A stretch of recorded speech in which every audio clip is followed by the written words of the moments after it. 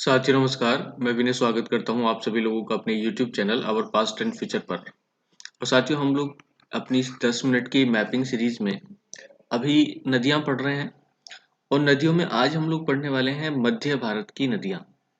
और एवरेजन हम लोग पर डे 10 रिवर कंप्लीट कर रहे हैं और उम्मीद करता हूं कि शायद कल तक या कल के बाद परसों तक सारी नदियां एक बार मोटी मोटी हमारी कंप्लीट हो जाएं। उसके बाद मैं एक मैप शेयर करूंगा आपको बिना नाम लिखे हुए, ताकि आप लोग उस पर एक बार प्रैक्टिस कर सकें और अपना तैयारी को और ज़्यादा मजबूत कर सकें।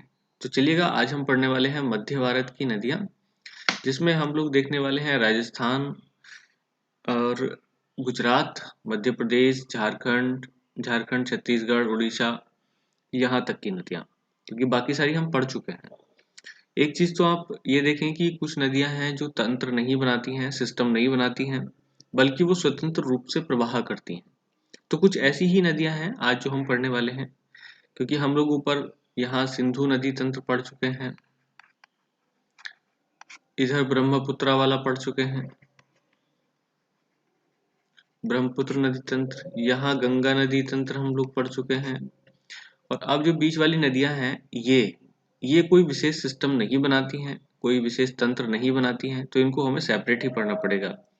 इसके बाद फिर हम पढ़ने वाले हैं गोदावरी, फिर कृष्णा, कावेरी और फिर एक छोटी छोटी नदियाँ।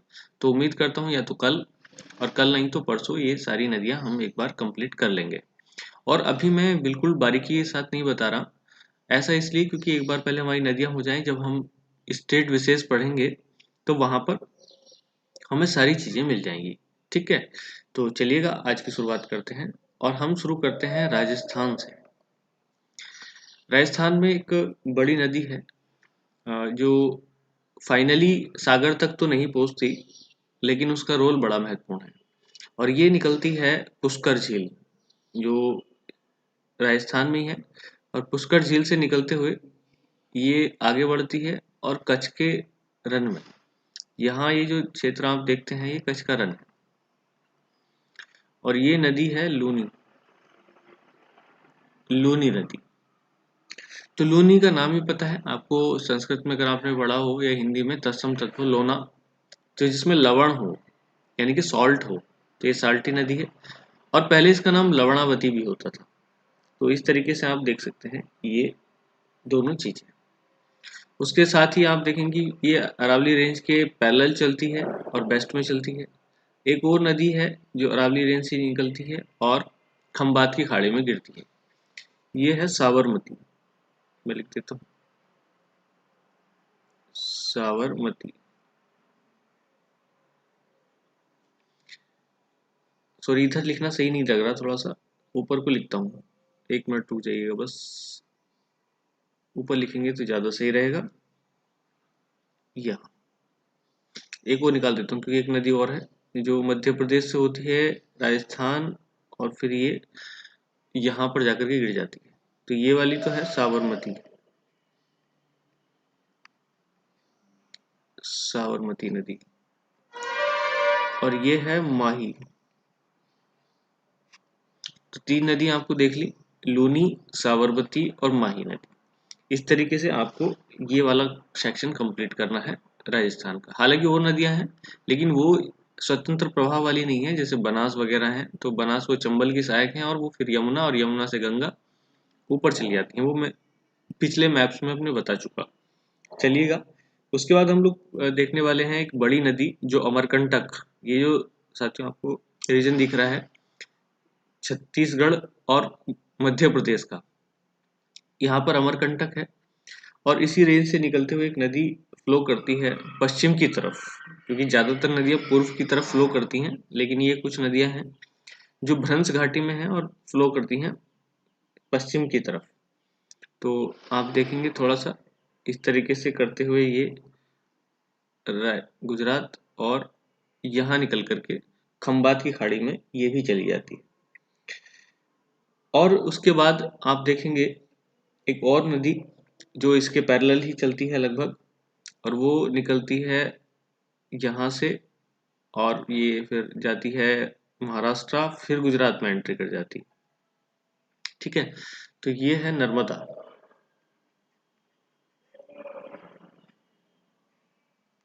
और ये है तापी।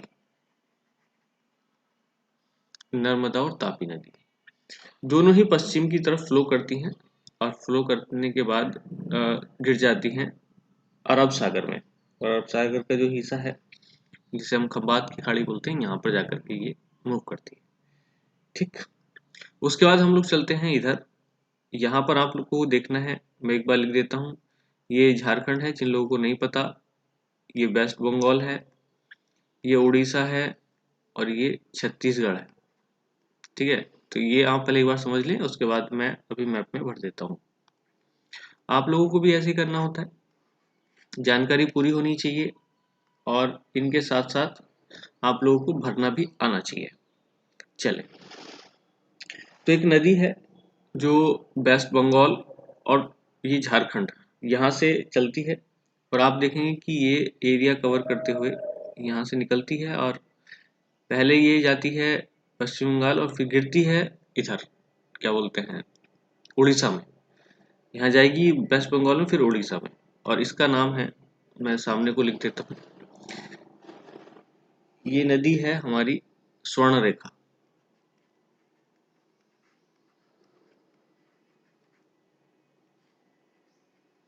और ये रांची के पठार से या फिर छोटा नागपुर का पठार कहें तो यहाँ से निकलती है और बॉर्डर भी बनाती है थोड़ी दूर और फिर आगे चली जाती है। फिर एक और नदी है जो यहाँ पर कोयल और शंख नाम से दो नदियां हैं, वो जब मिल जाती हैं तो उसके बाद एक और नदी का निर्माण होता है और ये गिर जाती हैं नीचे जाकर के, और ये नदी है आपकी ब्राह्मणी।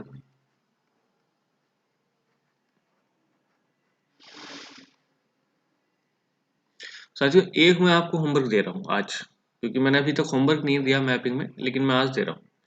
एक नदी है वैतरणी, क्योंकि ये भी जरूरी है। तो आप लोग बैतरणी को देखें और उसको भरने की कोशिश करें कि बैतरणी नदी कहाँ से निकलती है और कहाँ गिरती है। वैसे ये मैं बता दूं उड़ीसा में ही आपको देखने को मिलेगा, तो ये काम आपको यहीं से करना है। ठीक है, उसके बाद आप एक और नदी निकालेंगे, ये निकलती है छत्तीसगढ़ से और छत्तीसगढ़ से होती हुई आपको गिरानी है यहीं पर, और यहाँ ये डेल्टा बना लेती है। और ध्यान रखें कि ये जो आपको दिख रही है, ये जो यहाँ पे मैं रेड कर रहा हूँ, ये चिल्का लेक है। कौन सी? चिल्का लेक।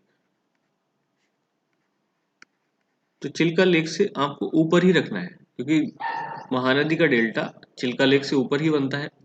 तो मैं यहाँ पे भी लिख देता हूँ महानदी।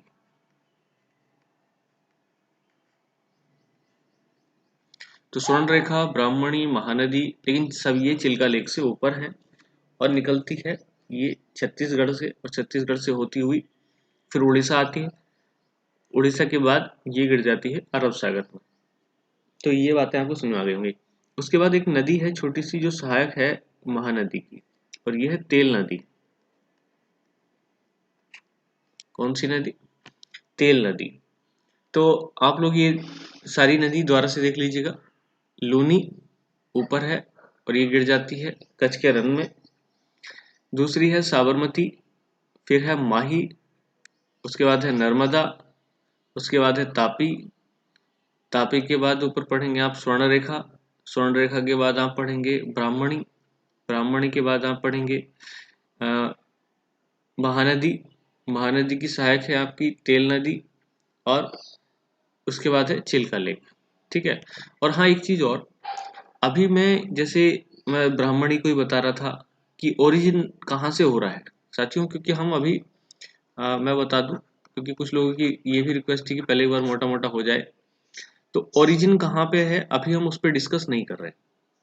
अब जैसे हमने ये तो बता दिया कि ये निकल जाती है यहाँ से, महानदी भाई छत्तीसगढ़ से निकल जाती है, लेकिन छत्तीसगढ़ में कहाँ से निकलती है, क्या होता है, तो ये सारी चीजें हम डिस्कस करेंगे स्टेट मैप में। अभी तो हम एक बार मोटा मोटा नदियों के हिसाब से कंप्लीट करें, फिर हम लोग पूरा उड़ीसा डिस्कस करेंगे जब, तो उड़ीसा में कौन सी चीज कहाँ है, छत्तीसगढ़ में कौन सी चीज कहाँ है, झारखंड में कौन सी चीज कहाँ है, तो वो सारी चीजें हम लोग सिस्टमेटिक वे से पढ़ेंगे। तो अभी तो मैं नदी भी सारी एक साथ नहीं फिल करा रहा, रीज़न यही है कि सारी नदी अगर एक साथ भरेंगे तो ना तो मैप में कोई पता चलेगा और ना कुछ समझ आएगा। तो यहाँ पर मैं अपने टेलीग्राम पर भी सारी चीज़ें शेयर कर रहा हूँ, तो आप लोग क्या करिएगा, शेयर टेलीग्राम पे भी जाकर के शेयर कर लीजिएगा।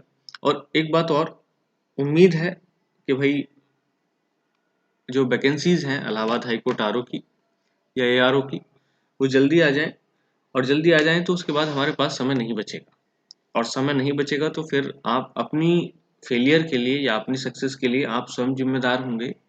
तो इसीलिए, क्योंकि कोई व्यक्ति परेशान नहीं होता दूसरे के लिए, तो आप लोग अपनी जो जिम्मेदारी है उसको समझें और उसी के साथ काम करें। खैर, आज की वीडियो में हम लोग इतना ही रखेंगे, और कल हम पढ़ने वाले हैं गोदावरी, और उसके बाद गोदावरी तंत्र, और उसके बाद कृष्णा नदी तंत्र, फिर नीचे कावेरी तंत्र, और फिर छोटी मोटी नदियाँ। इस तरीके से हमारी सारी मैपिंग नदियों वाली कंप्लीट हो जाएगी। ठीक है, आज के लिए इतना ही, और बस हम नेक्स्ट वीडियो में फिर मिलेंगे। तब तक के लिए धन्यवाद।